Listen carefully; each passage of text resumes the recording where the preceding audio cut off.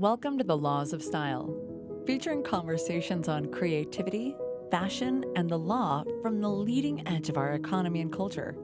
Hosted by noted fashion lawyer Douglas Hand. Hello, and welcome to the Laws of Style. Downloading to you from the offices of HBA, high above Bryant Park in the Fashion District of New York City. I'm your host, Douglas Hand, fashion lawyer, fashion law professor, and self-styled, well-dressed man. I'm joined by Nick Wooster, who is also a well-dressed man, perhaps better dressed than I, who recently was announced as the GQ International Man of the Year. So, Nick, welcome. Thank you. So, International Man of the Year. I mean, wow! Congratulations. What is it? I mean, well, let me pause. You are an international man. I mean, I often hit you, and you're in some time zone that I thought you were 12 hours away from. But what is the award for, and how was it bestowed upon you? I mean, I think it was like when I had my 10-year high school reunion, I won the award for having traveled the furthest. I think it's the same idea. It's like, oh, I lived the furthest away, so you get the award. Because this was GQ India. Okay. So it's a massive market. Absolutely. Yeah. It's crazy. And I'd never been to India. So in that way, it was an awesome way to see a country and be a guest in a nice place. And, you know, the thing I would, that when you made that lovely introduction that I would say about being best dressed, I would just say I'm the most dressed. And what I mean by that is I probably just have more clothes than anyone else, so something's bound to be good.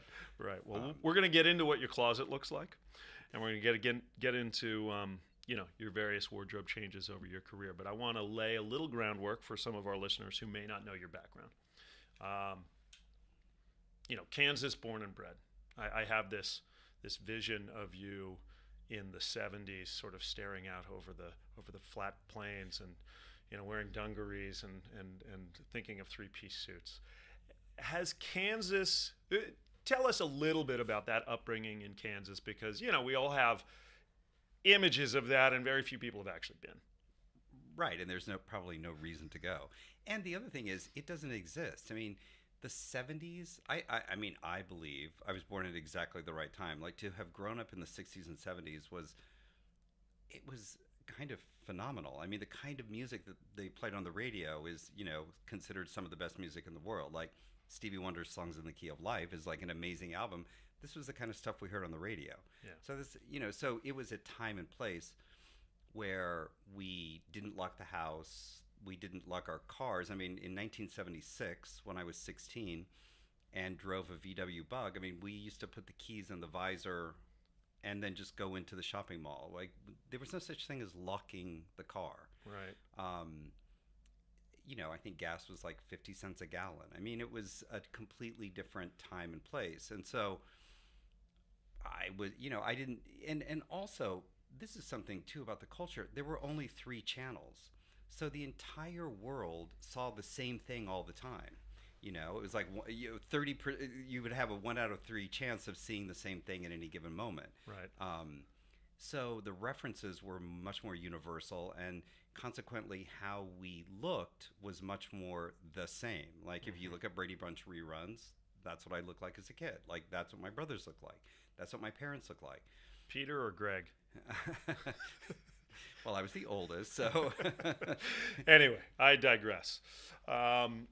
It is interesting, men and women of our vintage, having straddled this time when life was inherently slower because, the personal computer, let alone the internet, were still things that were to come. But we'll put a slight pin in that because it'll be interesting fodder for some of our conversations about retail. Just continuing a little bit on the chronology, you started in advertising, and you started at one of the great advertising houses, Saatchi & Saatchi. From that, you pivoted into fashion. What was the reason for that? They're obviously related, or I'd say kind of adjacent skill sets in a way. But was there some method behind the madness there? Well, but you left out one critical thing. I started working, I should do the math, 8 years before that because I started working in a clothing store when I was in high school. Okay. And that was purely prompted by the fact that when I announced, because we were firmly in the middle. My parents never talked about being rich or poor. It was just like we were provided for, we did things.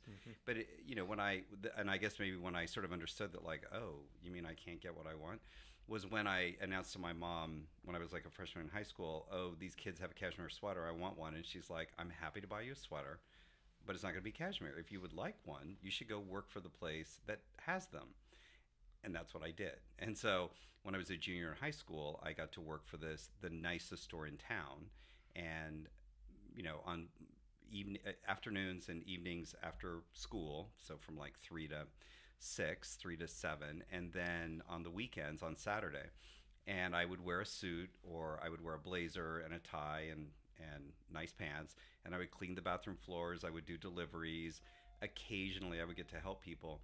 But after a couple of years of this, by the time I was a senior in high school, Charlie, the owner, the son of the owner, like in those days, like the Gant salesman would come through and they would have swatches, and Charlie would be like, Nikki, what are the 3 best plaids here?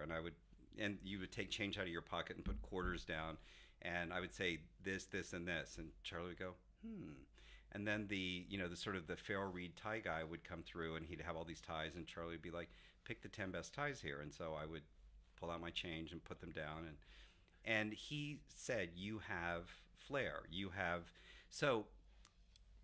and then he took me on buying trips, so to Dallas, Kansas City, and then eventually New York. And so I also worked through college.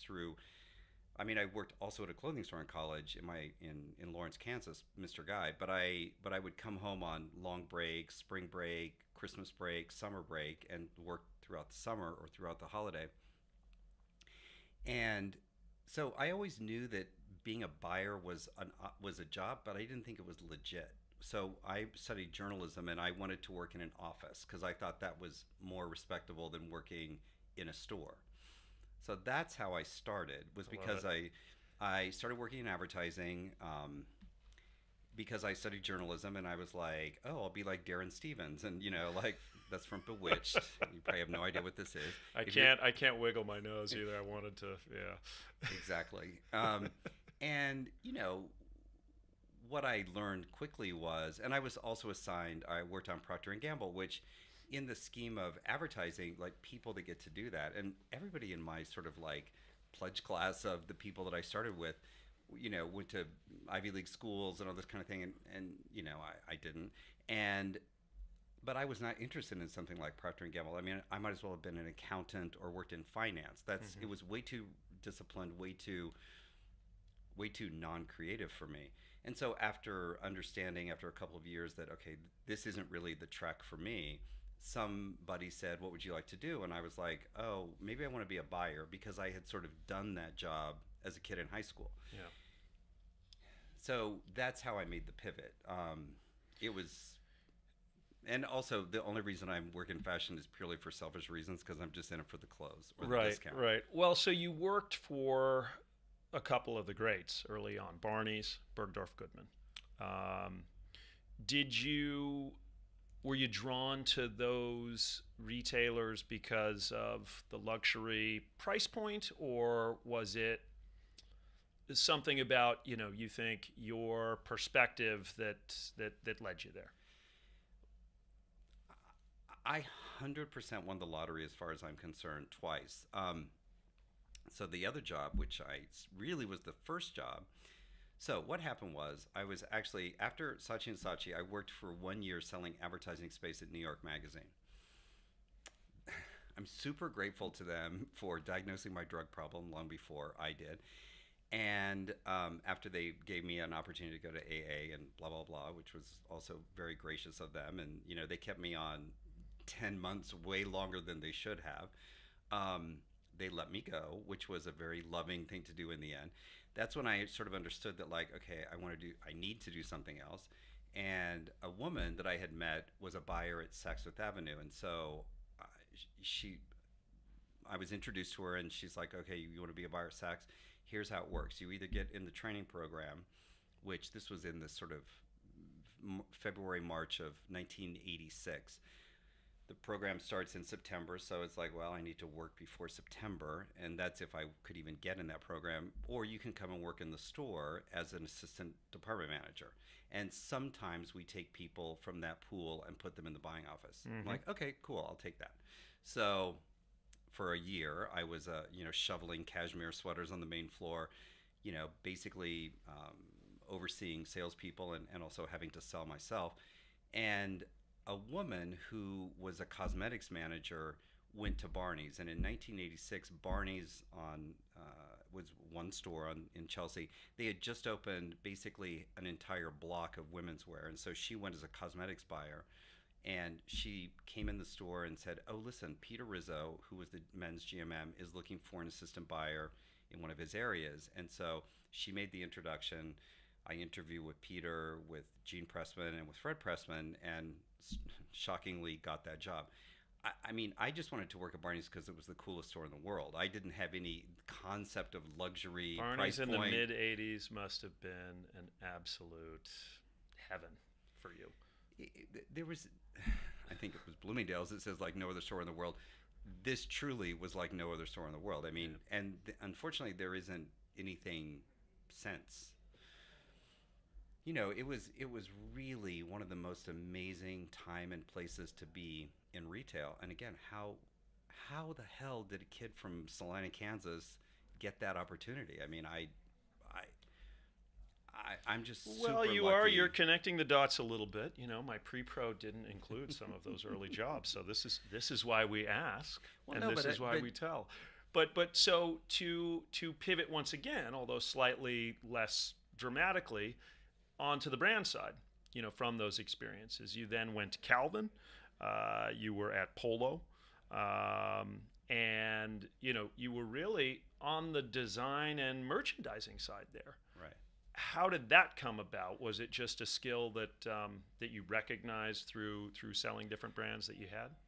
So as I went from Barneys then to Bergdorf's, I became a designer collections buyer at Bergdorf's, which I would have never had that job at Barneys, and that's really the only reason. And I always say that if I had to do it over again, I should have never left Barneys, because Barneys was truly the most amazing place, but I was a suit buyer, and I didn't want to be a suit buyer. I wanted to be a designer buyer.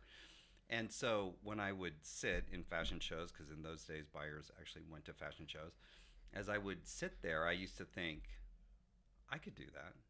I want to do that. I want to be the person actually making something or being responsible for making something. Okay, again, that's youth and hubris and, and ambition and unbridled ambition. I mean, I was super ambitious. That's the other thing is it didn't occur to me that like you couldn't do these things if you weren't properly trained. And I learned later that, there's a lot of resentment. There was a lot of resentment at Ralph Lauren by people who were properly trained designers having somebody like me come in and work in design. I understand that. I still maintain to this day that just because you can draw or sketch or know how to cut a pattern doesn't mean you have good ideas or good taste. Mm-hmm. I believe those are two different things. But to be able to speak the language of design, which is sketching or cutting a pattern, I revere those skills, and I'm so sorry and but in awe of people that do have them. But my job today, and what I believed at the time, and what Ralph believed, because that's how they set it up, you need to work with people. So people who have good ideas can also work with the people that speak the language. It's like, and then together you can come up with, and that's really kind of a version of what I do today. Yeah. So 80s, 90s, New York City, New York Fashion Week. Those in a way were the salad days for U.S. fashion. You had sort of the big four that were really spreading their wings a bit, and by that I mean Calvin, Ralph, of course, Tommy, and Donna, but other U.S. brands that were doing well and really rivaling the European houses. What was that like? What was New York Fashion Week like back when it was here on the Park? I mean, talk about those days and maybe juxtapose them with what New York Fashion Week is for you today. This is going to probably make me super unpopular. Okay, so, the 90s, I mean, people like Fern Malice, I mean, she was really responsible for, and along with, you said, like the big four, and many, John Bartlett, There were many brands and designers that were, I would say, world class, that could be on the same stage at the same time. And because of people like Fern, that and the CFDA, that really fostered and allowed this to sort of happen. It was an incredible time. I mean, working at Calvin, Carolyn Bessette worked in public relations. Narciso Rodriguez was designing, Jackie, whose last name I'm forgetting, who went on to work with Donna for many years. I mean, some of the most talented people were at Calvin Klein at that time. It was like being at Barneys with Simon Doonan, or at Bergdorf's with Don Mello or Angela Patterson. Like, there were just legendary people. Yeah. And I think that's kind of the point, is that it was different than it is today. I don't know who those same legendary people are. I'm sure they exist, and this is nothing against anybody but it's just different. It's just different. And I think that another key difference that I notice in myself versus maybe younger people, unfortunately because of maybe things like this, I don't see the aspiration that used to exist, where you had to learn about and sort of be patient for and wait for things to happen. I think today everybody just expects, and in a certain way, everything just does happen on a much quicker timetable. So, I just don't, I think people just they become, or they are something. And so, okay, cool. So they get to do things that it used to be you maybe had to wait your turn or study or learn about, or things would just happen on a much slower timetable. Yeah. I think as well with, the amassing of talent. I mean, there weren't as many brands. So now we are kind of awash in brands. I mean, there are brands launched every quarter. And some of them good, some of them not good. And brands dissipate and go away far quicker. The cycle is far quicker than it was in those days. So I think people were able to really, not only earn their place, but hone their craft. Right. Yeah. Well, so John Bartlett, who was a guest a few weeks back, you went on to run his company, which, again, sort of another skill set that not obvious from those experiences. Maybe go into that, because John is a lovely guy, as you know, and he's the best. Yeah. But I mean, and maybe this is like going full circle. I mean, no, I wasn't ever groomed to be the president of a company, and in a certain way, that's not really what I did. But I was there to help, and so it was just like he needed someone to help give him some structure, discipline, and what he understood that to be was retail. Because I was a retailer before that, he really respected that skill set of like being a buyer. He thought that was a big deal.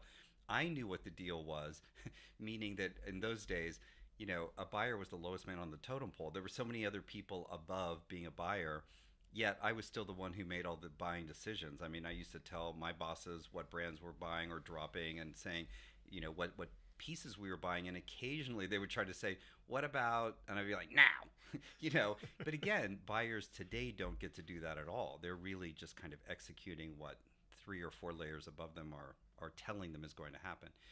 So those are some of the fundamental shifts in the business today. But basically it was that kind of, again, that the thing of youth and hubris and sort of not knowing any better. It's like, all right, let's do this together. And so much of it was just figuring it out as we went along. But I know that I was still able to bring some sort of experience that was different from the skill set that John had. And so together, I think we did something interesting at a time. It was great. And it kind of paved the way for my life today, which is like basically working in Italy, which there are pluses and minuses of. But, this idea that, because it was also Narciso Rodriguez at the time was doing Loewe, and Michael Kors was doing Celine. So there were Americans who were consulting with brands at the time, and it's a template that started sort of then, that it continues to this day. Yeah, for sure. Well, maybe one last stop before, in a way, current events. Your stint at JCPenney. Your brief stint at JCPenney. And, Ron Johnson, for all of his prior accolades, is widely regarded as having failed in his position there. But I wonder now, with hindsight and knowing what we know about where retail is, do you think there was any wisdom in what Ron was trying to do with JCPenney? It was the most amazing 49 weeks of my life. I was there for 50, and 49 of them. Did that gain you your bonus or not? You have to be there 52? We don't need to talk your severance package. But I'm going to say the most positive things. It was the most amazing, really one of the most amazing work experiences I've had in my career to date. And for 49 of those weeks, it was under the leadership of Ron, who I still to this day believe did a phenomenal job. And I fundamentally believe that everything Ron wanted to do was correct. The only problem was the order in which it happened. Mm-hmm. I do believe that it could have been a template for something to change and really help change retail in a way that needs to happen. Unfortunately, the market forces, the internal forces, there were just many things that just didn't conspire to make that thing a success. But I have only the most, and there's so many good people. And what's sad about these kinds of situations is you understand a lot of people gave Ron trouble about not respecting, but I think at the end of the day, that's actually what we were trying to do, is save these people's lives, save their, and although it didn't appear that way and there was a lot of resistance, and understandably so, because I think, one thing about fashion, for a business that's predicated upon change, we're the most resistant to it. Mm-hmm. But unfortunately, it didn't work. We tried and failed. He tried and failed, and I do think, though, that the only savior for places like that today is radical change. Yeah. So. Yeah, absolutely. I mean, they're very real estate heavy, obviously, and that's not a good place to be in this economy. They've got space which is not turning over product on a per square foot basis at all. And it may very well be too late. I mean, we're 2 blocks away from what was Lord & Taylor's flagship, which was a gorgeous retail presence on Fifth Avenue, and it's WeWork space now, or it's going to become WeWork space as they rip stuff out of there. But through it all, Nick Wooster, the man, the machine in some ways, in terms of just being active and out there during fashion weeks, during fashion events, you had a look which I'm gonna ask you to indulge us. How much of that did you cultivate yourself? How much did you feel was you supporting designers that you liked and appreciated?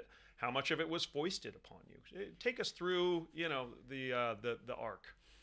So and again, okay. So how me, how people know me because of street style blogs and everything that started in 2010 was because of the dress code of Neiman Marcus. The dress code was I had to wear a jacket and a tie. And so I just worked within that parameter, and that's what gave me the sort of the runway to be able to create the images that I didn't create the images, but to be the content for those images. I just worked within the restricted area. It's like, all right, and that's what I believe menswear is about. It's like a box, and it's like those designers, Tom Brown, Rick Owens, Ray Kawakubo, that can go right to the edge are the ones that are meaningful. The minute you go outside the box, it's no longer meaningful. Yeah. So as much as I chafed against having a dress code and hated every minute of it, it was because of that dress code that it sort of helped me create something of not unwitting. I mean, it wasn't my doing and my choosing. It's like, all right, if I have to wear a jacket and tie, this is what I'm going to do. Yeah. So. And this was, for our listeners who may not recall 2010 or 2006 or 1996. I mean, this is all really pre-social media. I mean, I think a lot of your images came to the fore on social media platforms which are no longer really with us or current. But maybe using that to talk a little bit about the laws of style, for which you very graciously wrote the foreword. Thanks again for that. Lawyers and other white-collar professionals are very much constrained by that dress code, if you will, or expectation. But by the same token, in terms of, there's probably a change at most of the retailers towards a more business casual look. Most law firms have now gone business casual all week. And it has many men in a state of confusion because while, unlike you, they weren't going to take a lot of risks with the suit, they knew how to wear a navy suit with a white or blue shirt and a striped rep tie and look very passable, acceptable, like a lawyer, like a banker, like an accountant. And now they're kind of faced with the prospect of business casual, whatever the fuck that means. It's the worst possible thing that happened to men. I mean, I call it business casualty. Like, it's terrible. I mean, and again, it's probably for exactly my same experience. Men hated being told what to wear. They hated being told what to do. They hated knowing that they had to wear this uniform.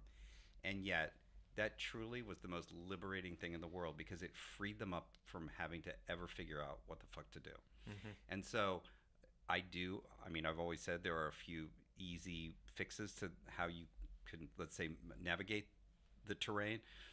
But really, at the end of the day, that's what everybody should wear, is a well-cut navy suit, a well-cut gray suit, a white or a blue shirt, solid only, maybe stripes if you're feeling really frisky, a solid tie, a stripe rep tie, basic, because most people shouldn't do what I do. They shouldn't do what you do. They shouldn't prioritize clothes. There are many, many, many more important things to worry about. But that doesn't mean give you the license to not look good. You can still look great. Yeah. Starting by going to the gym, watching what you eat, but also dress in one color. If you just wear navy blue head to toe, you will always look put together. It could be a navy blue sweater from Uniqlo. It could be a navy blue cashmere sweater from Brunello Cucinelli. You could spend $40 or you could spend $4,000 on the exact same item. That's not the point. So don't go for this. Don't go for this. No one should look like this. By the way, listeners and viewers on YouTube, we did not. I know my tie now ceases to pop against that sweater, but there was no coordination or sort of pre-agreed pink day going on today. Well, I wanna slowly tease out some of these pieces because there are a lot of gems here, I think, for our listeners, particularly men who want to be fashionable. There are billions of types of men, but I think the two poles within a white collar situation are those that are kind of fashion Luddites and they just want to get through the day and be comfortable but not be called out on being schlubby. And then there's kind of the more peacock guy, the guy who does want to be fashionable, the guy that does follow you on Instagram and wants to integrate those pieces. So let's start with that guy because he's more interesting to me than the Luddite. What are some cautionary tales? Let me ask this. How do you like, and having been your lawyer for many years, but I'll ask, how do you like your lawyer to look? I like when you visit him in the office. I like my lawyers to look expensive. Okay, that's. No, I mean, I think you have to look. Okay, I'm super shallow, but I also am not. If you work in fashion, you should look like you work in fashion. You need to look the part in some way. Mm-hmm. So, and I mean that. I really mean that. Yeah. Okay, so you do because you do what you just also asked me about, like. You wear the people that you represent, and I think that's super. I think it's my job too. It's like I need to support brands, designers, stores that I want to see be successful, and I think we all need to be successful because we really need each other. It's like an ecosystem that's interdependent on everyone surviving. It also makes your word when you are actually representing someone, believe in them. And you're, at least in my case, maybe stretching yourself by wearing something into the office that might not be Brooks Brothers. Isn't Brooks Brothers. It's Willie Chavaria or it's Philip Lim or it's something that maybe is a little outside of a more traditional norm. Within the safety zone of that blue suit, blue pinstripe suit, gray flannel. What are some of the areas that are more interesting, gentlemen, can do where he's not going to go over the line of looking too much like a glamazon but he can express himself and feel like he's taking a little bit of license. I mean, that's what accessories are for. So, and again, the world is populated by people who believe more firmly or fully in that, and sometimes that scares me. But again, that's kind of what it's for. It's an accessory. I believe that the suit or the clothing is the foil for your face, your eyes, your hair, the fit. Because that's really the most important thing. I've said this a million times, but it's like, it doesn't matter what the price of the item you have on your body is. If it doesn't fit properly, it's going to look cheap. Yeah. This is a sample sale cautionary tale to all listeners if it doesn't fit. And the tailor, particularly, in sample bins, it's always the printed stuff, right? It's always the plaid. So if that doesn't fit, you're not going to take that to any tailor I've been to and have them modify it 2 sizes and have anything line up the way it should. Well, but forget about, usually it's the other way around. It's like, just because you can button it doesn't mean it fits.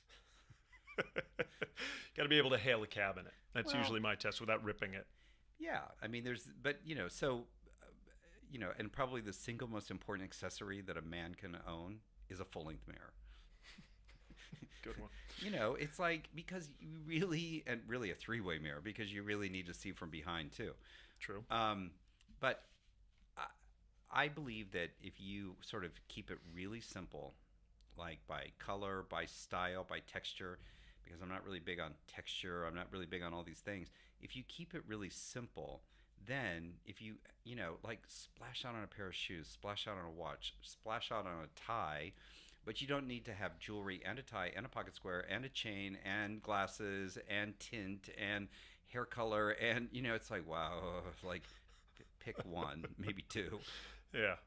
No, it's, look, it's easy to poke fun at that guy who's out there looking like, trends exploded on him, right? But in a sense, and I feel like I'm maybe even quoting Will Welsh here, we all need that guy to pull fashion forward a little bit. He's kind of the first guy over the wall. He gets bloodied, right? Or through the wall or through the door, or whatever the analogy is. To the white-collar professionals out there, you shouldn't be that guy. You really shouldn't. I mean, and probably if you're successful, you already know this, because that will have been part of the alchemy of your success. It's like, I think that the other single biggest thing is, don't try this at home. It's like, okay, you may be super interested in style or fashion or trends.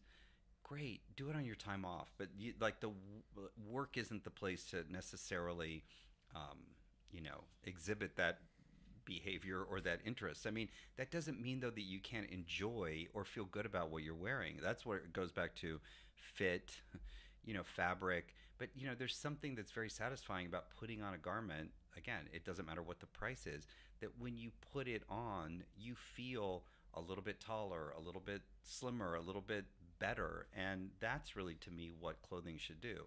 Yeah. Or like a beautiful alligator belt from Ralph Lauren or Brooks Brothers with like a nickel buckle, or sterling buckle. Like, if you have a beautiful object on your feet or around your waist, or a beautiful watch, like that's enough. You've got other things to worry about. Yeah, well, and that really does get into beyond looking objectively professional, that I think to that peacock as well as to the Luddite, if you feel that you look good, there is a feedback loop of confidence that you get because you've walked out the door and you feel like you look good. And so maybe it's that your chin is cocked a little bit higher, your shoulders are back, but you're actually looking better. And then you get some feedback, whether it's on a subway platform or in the elevator on the way up to your office, or somebody passing you in the hallway. Hey, nice tie, and it just continues to cycle that. And there's data which the book elucidates that you actually perform better at work when you are dressed in more formal, tailored clothing. But let's focus on Nick Wooster. I have some. I've never heard of you referred to these ways, but I will list them out. All right, the alpha male of American street style. That's a good one. The Woost God. All right. I mean, you're an internet superhero, right? And you have bridged this period of time between pre-internet and social media platform being absolutely a bugle call to big bucks for for influencers.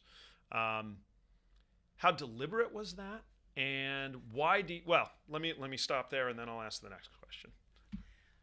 I mean, I used to think people were making fun of me when like these memes came out. And it was like the first meme I ever saw was thinking about Wooster. I'm like, oh my god, are they making fun of me like some faggot? Like, I really thought that it was like coded language of making fun of me, because that's how insecure I am. I mean, I was like super,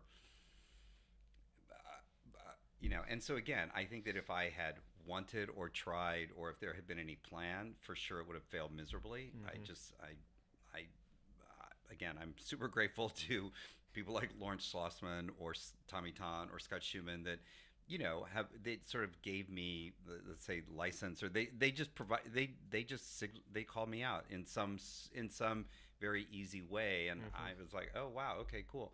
I mean, I've always been interested in clothes. And so I've always been okay for someone who's as insecure as I am. And it's really true. Or someone who's like as shy as I am.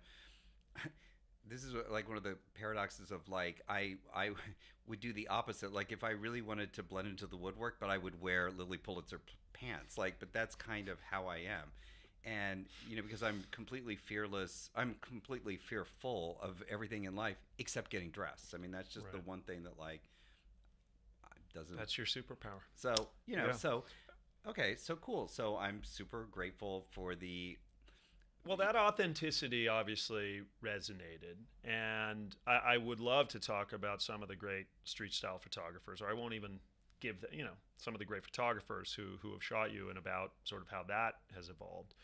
But back to your followers, or those that why do you think that your following is so diverse and global? What do you think the message is that you put out there that resonates not just here in the US and not just in Europe and not just in India, but globally?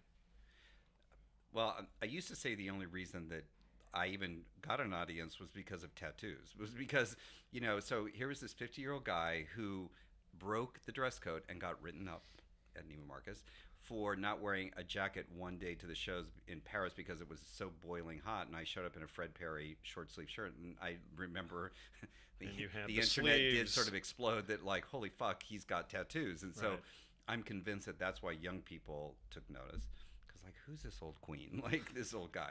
I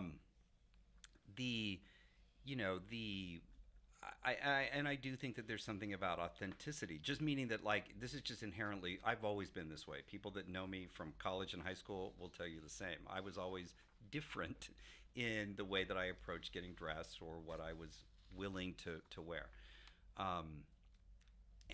And I still to this day can't quite figure out why, because I used to say in those days that if you were young, if you were black, if you were Asian, or you were straight, you were interested in me, but I couldn't get arrested with gay white guys.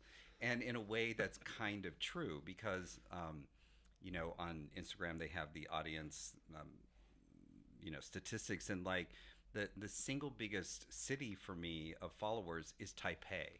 Wow. Which is crazy. And the next that's one is a massive city, right? the next one is Seoul. Okay.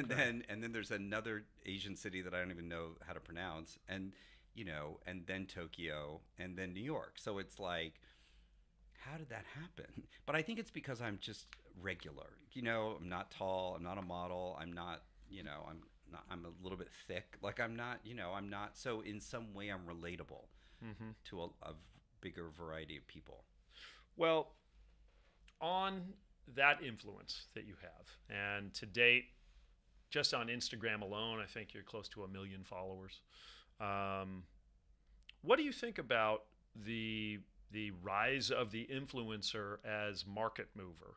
And maybe in particular, we'll talk the mega ones. Kim Kardashian last year, I think, was recognized by the CFDA as Influencer of the Year, a new award.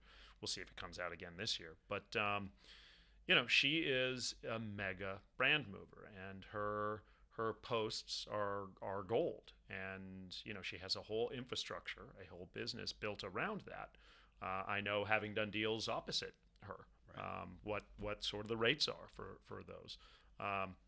And obviously, there's nothing askance here. This is all above board in that anytime an influencer posts in favor of an item, and if it's supported by a financial gain or even just a donation of clothes or free clothes, you have to disclose that, and she always does. But the industry as a whole, what do you think it's done to fashion, good or bad? Well, I know that there are a lot of people who have very definitive ideas about this, and usually, especially from people from traditional media or traditional outlets, are not so positive. And I too even sort of bristle or bridle at the the idea of like, ugh. And of course, sometimes I wish that I was doing a much better job of influencing than I currently do, which is nothing. You don't really have that massive infrastructure. I will tell. No, I don't at all. Yeah, it's you. It's me. So, but what ends up happening is when I do it, I lose followers. So I just think it's it's kind of not authentic to my audience. They're not looking to me for that. I mean, at some point, I'm going to probably need to start doing it more because it's like as I should be approaching a retirement age, But the reality is that I do it when it seems right and authentic and real and something that I can fully get behind. So in that way, I'm for it because again, it seems logical and natural to me. Listen, it has upended traditional media, and I'm sure the people at Condé Nast, I'm sure the people at Hearst, I'm sure the people at traditional publications really fucking hate it. And I understand, and because I remember editors being the ones that were telling people like me as a buyer, helping me like that. Their job was to inform and educate, and my job was like to listen and pay attention. And so it was we were interdependent, like we worked together on these things. And so I still believe in those kinds of traditional structures. But I understand too that, so in 2011 or 2012, I think you may have even been at this. There was some guy who invited us to some dinner on Greenwich Avenue, and there were a lot of people like #menswear folks. Hashtag menswear people, and I sat next to this investment banker, and it was, and I really I remember vividly this conversation. It was like in the spring, and I remember. It was a beautiful afternoon and evening and something, and I remember because so he said like, what do you do? And I sort of explained a little bit because I was working with Gilton Park and Bond at the time. I'd been more or less freshly fired from Neiman Marcus, and it was all I mean, in those days I don't even think I had 100,000 followers on Instagram yet, but it was around, I was getting close to that, and it was more the idea of like, oh my God, can you believe that? And he's like, well. And I said, I have no idea how this happened. Like, I don't know why this would be happening. And he said, I do. Okay, what? And he said, institutions are failing. And people, Washington, Wall Street, again, this was 2011, 2012. I mean, I don't precisely remember what was happening yet. We certainly didn't have who we have in the White House. But I remember, and in a way, that's kind of true. Like, I kind of understood that. It was really... kind of profound. Eye-opening for me to sort of like, oh, right, I get it. And so, because you're right, because, so if magazines or institutions used to be the ones to tell us, it really was because of Kim Kardashian and everything else that it really people were looking to individuals to also do that. And, there's always been celebrity endorsements. I mean, that didn't start with Kim Kardashian, but as a business model and really the ability and I remember like bloggers being such a problem for all the editors, and again rightly understandably so, because they were taking up valuable real estate that could have gone to the second tier or the third tier. And so now it's like a system where everybody sort of like, let's say, has integrated, but I can understand that there will probably be further changes to that ecosystem. Yeah. I think I know the answer to this without asking, but do you have any style icons that have either informed the way that you present yourself, or they haven't, but they're still style icons for you?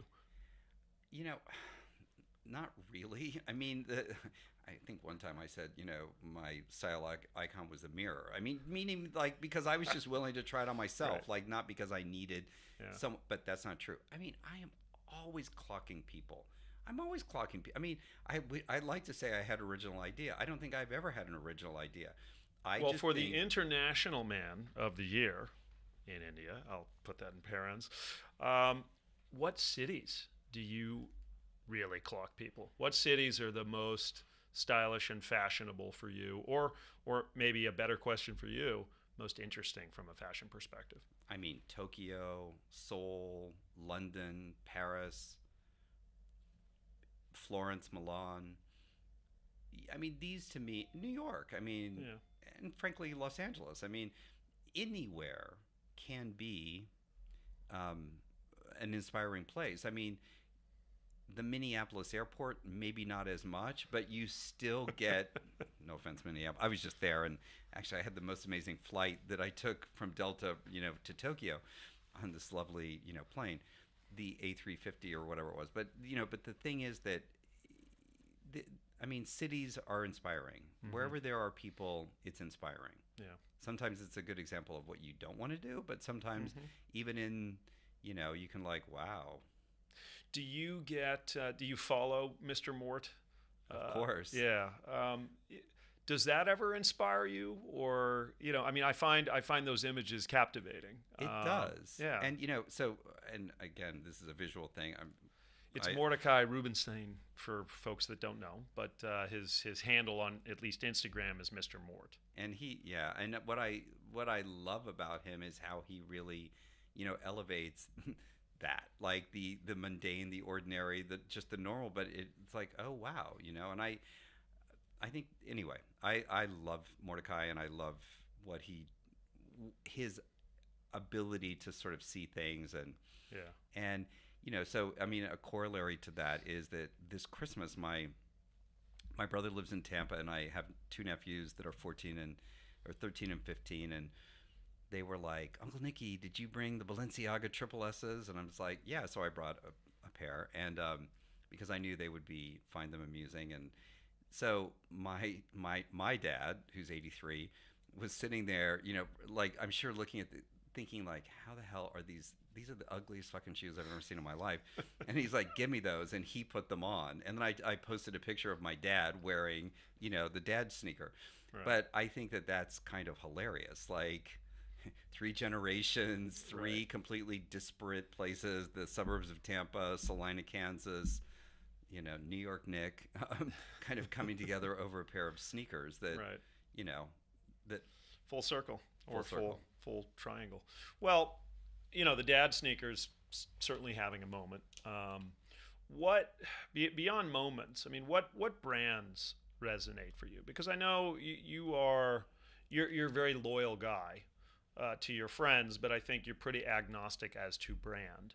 But what brands are interesting to you from a design perspective today? And I've always been interested in the things that are not obvious. Now, I mean, like we were talking about the triple S's. I own three or four pair. I still wear. I do wear obvious things. I mean, I have another friend, George Cortina, who's a very stylish guy, who would say that I'm very obvious about how I get dressed, and I probably am. But I really, in terms of clothing, like things that are maybe people don't know about or not so. But by that I mean like power brands, Prada, Gucci, that kind of thing. I probably, although I really am loving Prada these days, I like to wear things like Color or Sacai or Paul Harnden or Elena Dawson and many people are not going to know who that is, and that's cool. Like it's not because I think, but it's just because it's something different, and I, can, let's say, fully appreciate like the craft that it takes to make these clothes, and then the fact that they're not going to be everywhere. Yeah, it's something that I, because my job is to go shopping, or I call that my job, but I spend a lot of time in stores. So when I discover these things, it's always, let's say, like the reward, like, oh, yeah. Cool. So here's something that well, and listen, that is your job, my friend, in many ways. And it's wonderful to develop a career around a passion, because I know you're passionate about it. Let's focus on what you got on today, which is hard. It's hard not to focus on it. I feel like my eyes are going to be shooting laser beams out later this afternoon. But just in terms of the 4Ws, who are you wearing? What is it for our pure iTunes downloaders? What season, if you know, and then wrap it all up with a why. Why this ensemble today? Okay, so it's May. It's May. It's and mid-May. Fucking freezing outside. Yeah, I know. So I am wearing clothes from next fall and winter's Nick Wooster Paul and Chart collaboration. So the sweater is like their iconic sailor sweater that they usually do in navy blue wool. Right. I love the side shoulder buttons. That is executed in like fluorescent pink. And then it's a cargo pant that I developed that, we did shorts in the season before from spring. We're going to continue them next spring. But a gray flannel cargo pant. And again, I would just argue that I'm just wearing a sweater and a pair of pants. Mm-hmm. But I also understand that they're maybe not normal. Yep. And then I'm wearing a dad sneaker, a Nike Techno 2. You look as stable as a tree in those things, man. I love a dad sneaker. Good for the joints. Good for the joints. We'll get into our relative ages before we close. But yeah, those are gorgeous. No socks. You're going sockless even on a cold day. There's a foot panty. You got the foot panty? Okay. I'm against the foot panty, but it's so personal. Do you wear no sock at all? I wear no socks when I wear no socks. The problem is I used to do that, but it's like I don't like smelly shoes. Well, you got it. Once you get out of them, you got to treat them. You got to put something in there to deal with that. And they do make that kind of stuff. How about accessories? What watch do you have on? I'm wearing a Bamford Rolex that's, I don't know, 4 or 5 years old. And I wear these 4 rings that barely noticeable. Hold your hands up like this so we can. There we go. Yep. One's a wedding ring from Tiffany. The other was a wedding ring from Tiffany, but I lost it. And then I was in Japan and found this super thin one. And then I had some store on Lafeyette Street, kind of across the street from Supreme, who made this one and this one. So 4 gold bands. 4 gold bands. Anything else? I think that's it. All right, that's it. Sunspel underwear. Sunspel underwear. Oh, that's good to mention. And I think I know the answer to why, because probably why not. But any you're coming in today, you're traveling. Any other whys to this ensemble today? I mean, just because so I don't wear jeans. Like I never wear jeans. Denim's not that comfortable. Right. That's what I've always said. It's not comfortable. Particularly some of the washes we've seen come out over the the last decade that are like wearing cardboard pants. Yeah, and just like a mom wash, dad wash light blue jean never seemed kind of dressed in any way, shape, or form. Dressed up, dressed down. It just never seemed dressed to me. Seemed like kind of like. It's interesting coming out of Kansas and Ralph Lauren that you would be. I'm not going to say anti-denim because I know you're not, but it's just not a preference. I'm the same way, and born and raised Southern Californian, sort of the epicenter of denim. Right. I don't feel denim is very functional. I'm not out driving railroad ties, right? I'm not out bucking Broncos.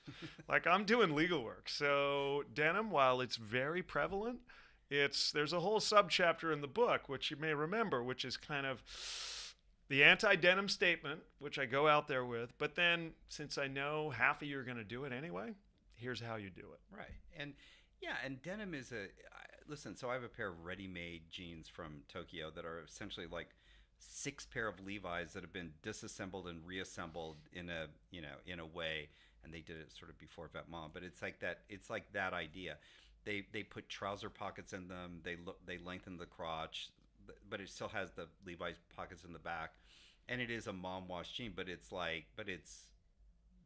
artisanal. Yeah. So, and I do wear those are like the jeans that I keep in sort of my rotation that when I do, which is rare, and I think if you're wearing jeans, you need to wear shoes. I don't wear jeans with sneakers. Mm-hmm. It's like jeans with a pair of wingtips or, churches or something like that. Like I like a heavy English shoe with a pair of jeans, and then you can wear something, you can wear a hoodie on top, or you could wear a cashmere sweater on top. Or a blazer. Or a jacket. I mean, it It's not so much the look that offends me on jeans. It's honestly how they wear. They just seem silly in the office, candidly, where you're not doing those two very active occupations I listed or any others. Maybe changing the photocopier, But Yeah. But anyway, but I believe in things like chinos or trousers because I feel like and Eugene Tong is a great fan of. He's a very stylish guy. He is. He's a style icon. I always sort of, and maybe he is horrified if I would say this, but like what I always kind of understood about how Eugene got dressed was that he could wear a hoodie, he could wear sneakers, but he always had tailored wool trousers. And to me, that kind of sums it up. It's like I like that tension, the idea of like two things that you wouldn't think to go together. Yeah. And that's how today, because I wear a lot of hoodies now, which is also like, okay, whatever. I'm a victim of trends. And they're also super cozy. So it's like there's a reason why people wear them, but I need to wear them with a pair of trousers, not jeans or not another pair of sweatpants. Yeah. I would never do that. Even if I go to the gym, I used to be a big believer in a Tom Brown sweatpant with a jacket with a blazer, like a tweed blazer. I love that look. Yeah. Or I love a jacket with a hoodie. Yeah, tracksuits. If you're on the team, okay. Yeah, exactly. But so you talked about really what sounded like upcycled jeans, very bespoke ones. We both know how dirty, literally, the fashion industry is. That it's in a sense kind of facing somewhat of a Gen Z millennial reaction in that regard, and figures I've been presented with, which I have on relatively good authority, that the second-hand market for goods will be over $50 billion in 4 years. What do you think about it? As a man whose closet must be as big as Jerry Seinfeld's Porsche garage? What do you think about that? I mean, look, you're an exception in terms of I feel like the clothes that you have, you keep and you wear and you love, but do you think that there is a viable secondhand market and that consumers will respond to it in that way as opposed to fast fashion? So I'm one of the biggest suppliers to Tokyo 7. So again, part of my job. I believe in cycling through. I am a big believer, because this is what happened to me. I give things away and I sell things off that I need to, make room for new. Of course, this is part of the problem of my father, my accountant, my uncle, all advising me to not save some money, which I really still don't do very well. But I also am a big believer in. I would much rather see young kids. And I know some of the young guys around that tell me, or I see them, or they say, "Oh, this was yours, wasn't it?" I'm like, "Yeah," and but it's like a way of handing it down, of like keeping it, because I would much rather see people buy nice clothes at a good price than going to a fast fashion place. Which, again, it's great that things exist so that you can look great for not a lot of money. Mm-hmm. I'm not totally opposed to these things. I'm opposed to the trendy ones, the ones that like it's just so obvious that you are doing a trend. But like Uniqlo actually makes some of the best cashmere and some of the best merino sweaters in the world. I'm a huge consumer of those things. Like I buy them for myself. I tend to get rid of them at the end of the season, but my housekeeper, young kids, get cashmere sweaters or merino sweaters because of that, and that's a nice thing to give to someone else. Mm-hmm. But I believe that it's important to keep things going, and especially nice clothes, because they're beautiful objects, and they should be in the hands of those that appreciate them. Yeah, no, that's well put. Unisex offerings, there has been a growing. I won't say movement, but there are more brands seemingly than ever offering unisex, not branded men's or women's, not placed if they have their own retail, on the men's side or the women's side. Do you think that's a wave of the future? Is that just a trend which will see its apex and go away? I mean, I'm not a very good predictor. Otherwise, I'd be playing the futures market. But I think that it's probably something that in some way is here to stay because so many things were already that way anyway. Like, girlfriends always wore their boyfriend's sweater or shirt or hoodie or jeans, and vice versa. I mean, I also think because of people like Brian Boyd that are, totally, he's a dude and he totally wears women's clothes and wears makeup, but he's, and so I do think that that's also something that's here to stay. Like, good, why not? Like, if you want to paint your fingernails, if you want to but you're a dude, like, cool. Like, so I think that the rules that I certainly grew up with I've broken down. And so, why not? And also is like, so as the population gets bigger, you can go into a women's department, and so a guy could probably find clothes if he's comfortable and wants to do that. He can find things there, because also the customer base has shifted to so many more Asian people are everywhere, meaning they're everywhere in Europe, everywhere in the US. So consequently, there's a lot of smaller sizes. So a lot of women can, also benefit from that idea. So I good. Yeah. Knock yourself out. Like, if you want to carry a handbag, I love it. If you want to wear a skirt, Comme des Garçons, the black range, and maybe some others as well, but it's unisex, and Barneys carry it, 4510 carry it, I'm sure some other stores do as well. And, the skirts, the sort of skirt pants, the jackets, they're, one size from double XS to double XL. And if you can fit in it, you want to wear it, knock yourself out.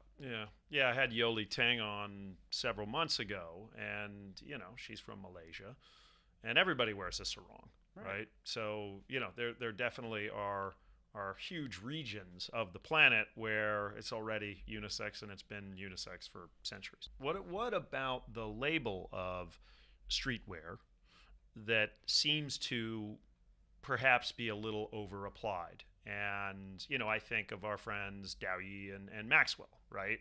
Public school. It's got a very urban sound to it, literally public school, right? Yet their background and a lot of their early designs were tailored clothing. Yet I think they often were labeled as, it's streetwear.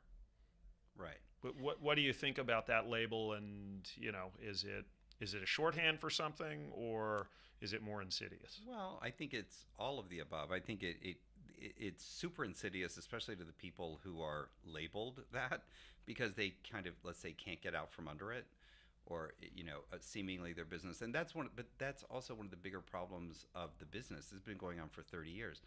And as a retail, and so I'm wearing my retail hat now, but when I was a buyer, you have very finite resources, meaning like your budget for a certain thing is going to be X. And when designer, A decides that he wants to do X, Y, and Z, but you've only made the budget for X, it's not that you don't want to be supportive or that you don't also want to believe in what they're doing. Sometimes they shouldn't be doing it. And then sometimes you do, and you find a way to make it a little bit bigger, but you can't necessarily fully go there. But this has been going on for as long as there are budgets. I mean, it's like there's no, but I do think that streetwear is a shorthand for also what's successful in the world today. And I really mean that about menswear, like sneakers, hoodies, sweatpants.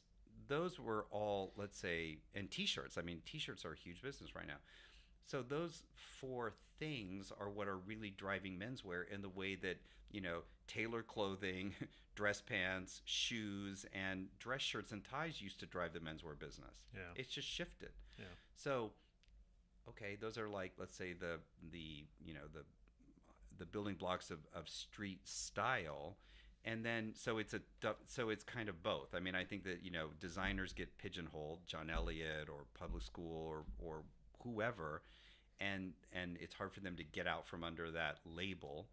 It can also be a thing about, like, if you're black, if you're, from the city, that like an urban setting, it can be. But I mean, at this point, I just think you have to look at things for what they are. It's like, if it's, if it's a sweatshirt, it's a sweatshirt. I don't care whether it's from, Balenciaga or whether it's from, Aaron Preston. It's like a sweatshirt's a sweatshirt. It's what you do with it that I think is the interpretation. And it's a hugely successful segment, as you mentioned. I mean, I'm sure Paul Stewart and Joseph Abboud would love to have a street style moniker on at least a subset of their offerings. Well, the other street related topic, street style photography, that I wanted to come back around to. I've been with you on the street during fashion weeks, and it's a gaggle of clicks, and you are. I don't want to say hounded because I don't want to disrespect any of those photographers, but it's wildly proliferated, and you have everything from some of the notable luminaries of the genre that you mentioned to some kid who's coming down from Rochester with a Nikon and just wandering around and pushing people over and taking pictures. What's your sense of what it was? Is it still the same? Has it gotten a little out of hand? Has it dissipated? Just your thoughts. Well, I mean, I think several things. I mean, I think that it still exists, obviously. In a way, it's maybe the cast of characters is changing. Some of the photographers who, let's say, were the pillars of that 5 or 10 years ago have either moved on or have been moved out because of they became expensive or they became. And also, for me, they don't take as many pictures of me as they used to because there's also fresher, newer faces, and so it's a constantly evolving cycle. But don't get me wrong, they still many people still take my picture, and I'm always still continue to be as flattered as I once was. And in a certain way, I'm like, okay, thank God, because it's just like let someone else do it, it's someone else's turn. But it has changed because also the outlets have changed. I mean, I think that maybe let's say it started with blogs and their own blogs, and that was their content. Then they partner with certain magazines. Now they're less magazines, but then you have people like the New York Times and Wall Street Journal, and then other platforms that also. So it's like everything's kind of shifting, but it's still there. I don't go to as many fashion shows as I used to either because of just the nature of my work. It's like I've missed so many fashion weeks lately because I've had to do other things. You have. That used to be the time I could count on seeing you, but you've been busy, and I'd love to let's tackle that as really my last question to you, but an extremely open-ended one. We worked together ages ago on the Lardini collaboration. You've done a number of collaborations. Talk about Nick Wooster, the brand, the man now, and what you're working on and what's to come. So so Lardini transitioned to Paul & Shark because the commercial director of Lardini is now the general manager of Paul & Shark. Okay. So, this is advice for kids. It's like, you never know where your next opportunity is going to come, but it's like you need to develop those relationships that you have now, even if you're in a job that you hate, your boss is miserable or people are miserable, but you never know. So if you do a good job in some way, people remember, and it's like no secret. People hire people they've worked with. That's just how it works. It's a lot easier. The devil you know is a lot better than the devil you don't know. So and doing good work, obviously, being a great calling card. That helps too. Yes. But so anyway, so I have been working with Paul & Shark for the past 2 years. I continue to work with them. I mean, the difference is I'm spending more time, and I'm really helping them in sort of all areas. They also collaborate, or they're collaborating with some other people right now too. But I'm doing a collaboration with my name on it. I'm also designing the women's, and so that's taken up a bigger part of my time, and that's actually been super interesting. Now, I do not for 1 minute think that I'm a women's designer, but what I am able to do is like a DJ. I'm able to sample the best of what we do in men's, and then help them reproportionate for women. And working with a design director, a woman who is also the perfect kind of muse for it, because she's cute, she's young, she looks good in the clothes, and she wants to wear it too. So together because again, I think this is like the secret to all creative endeavors. You need a good partner, and if you have a good partner, whatever their abilities are, she's a trained designer, she's also cute and and fun to be with. So we can do that together, and that's what's been for me a super interesting project that people will see in the next 2 or 3 months. I'm continuing to work with 4510, and then there are might be a book soon. That's probably as far as I can say right now. Okay, excellent. Well, Nick, that's a wrap. Thank you so much for coming in and for your efforts. Probably your 5th copy of The Laws of Style will be waiting for you, this time unsigned, but thanks again, and have a safe trip. Thank you for having me. Bye now. You've been listening to The Laws of Style with Douglas Hand. For more information, go to our website at www.hballp.com. And you can also follow us on Instagram and Twitter at Hand of the Law. Thank you for tuning in, and stay stylish.